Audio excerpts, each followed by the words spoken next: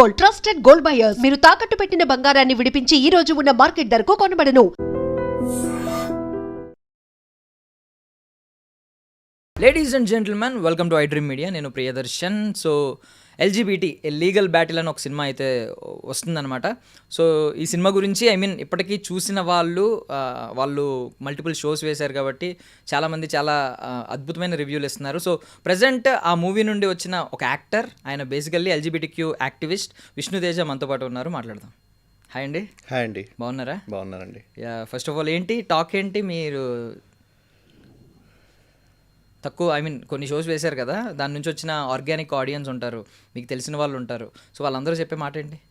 So యాక్చువల్గా ఈ movie చూసిన ప్రతి ఒక్కరు ఏంటంటే ఎమోషనల్గా కనెక్ట్ అయ్యారండి. ఒకటి వాళ్ళు ఎల్జీబీటీ కమ్యూనిటీ వ్యక్తులు చూసారా లేకపోతే బయట వ్యక్తులు చూసారంటే చూసిన ప్రతి ఒక్కరూ అయితే ఎమోషనల్గా కనెక్ట్ అయ్యారు.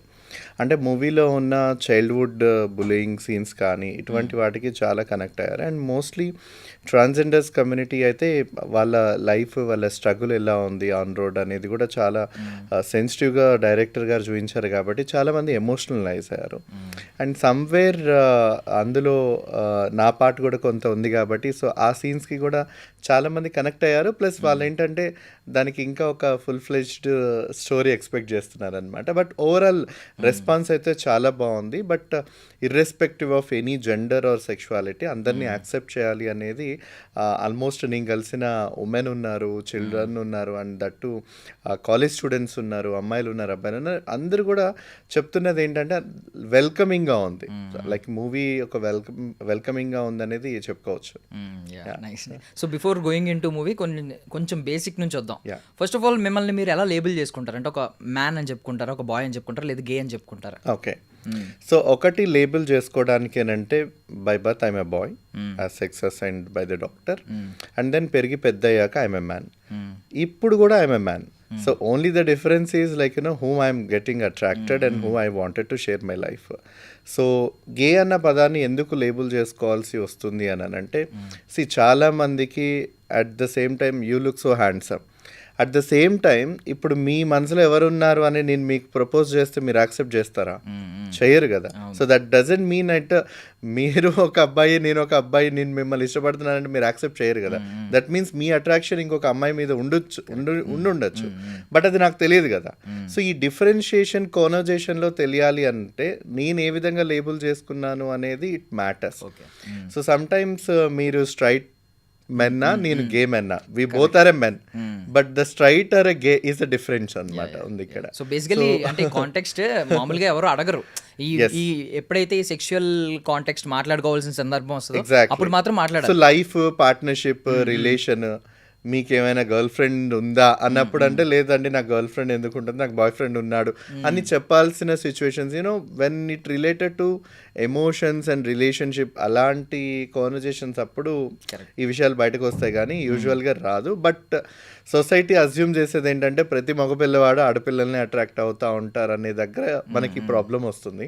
సో ఆ ప్రాబ్లమ్ని అర్థం చేసుకోవడానికి లేదు ప్రతి మగపిల్లవాడు అమ్మాయిలకు మాత్రమే అట్రాక్ట్ అవుతారు అన్న రూల్ అండ్ గ్యారంటీ అయితే ఏం లేదు. సో వాళ్ళు ఎవరికైనా అట్రాక్ట్ అవ్వచ్చు అనేది చెప్పుకోవడానికి మాత్రమే ఈ లేబుల్ని కొన్ని సందర్భాల్లో కొన్ని ప్లాట్ఫామ్స్లో యూజ్ చేయాల్సి వస్తుంది.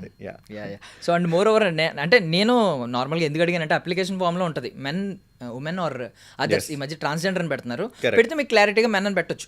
ఒకవేళ అదర్స్ అని పెట్టినప్పుడు మీరు అదర్స్ అని ఆలోచించి గే ఎల్జీబీటీక్యూ మొత్తం వస్తుందేమో అని చెప్పి అదర్స్ ఏమైనా పెడతారా అప్లికేషన్ ఫామ్ వచ్చినప్పుడు? లేదు మెన్ అనే చూస్ చేసుకుంటారు. యాజ్ బయాలజికల్ గా మేమందరం మేల్ ఫీమేల్ అని యూజ్ చేస్తారు. So other than if we don't identify our self male and female then other options కి వెళ్తారు. So we as a gay men, as a lesbians, we our self identify as a male and men, we our self identify as a female and women. వాళ్ళు lesbian ఆడవాళ్ళైనా gay మగవాళ్ళైనా. So మాకు gender confusion ఉండదు. So మాకు sex confusion కూడా ఉండదు. మీరు మేలా ఫీమేలా లేదా జెండర్లో మీరు మ్యానా ఉమెనా, ఈ కన్ఫ్యూజన్స్ మాకు ఏముండవు. ఓన్లీ వన్ కన్ఫ్యూజన్ అండ్ ఒక కైండ్ ఆఫ్ ఇది మాకు అనిపించేది ఏంటంటే మేము సాధారణంగా అందరూ అనుకున్నట్లుగా అబ్బాయిలు అమ్మాయిలకి అమ్మాయిలు అబ్బాయిలకి అట్రాక్ట్ కాకుండా మేము సేమ్ సెక్స్కి అట్రాక్ట్ అవుతున్నాం అనేది ఒకటే ఉంటుంది. అండ్ ఆ కన్ఫ్యూజన్ నుంచి మేము ఒక కాన్ఫిడెన్స్లోకి వచ్చి ఒక క్లారిటీకి వచ్చిన తర్వాత then we label our selves, అబ్బాయిలు అయితే వీఆర్ గే అండ్ అమ్మాయిలు అయితే వీఆర్ లెస్బియన్స్ అనేసి. So it's just understanding between you know gender and sexuality.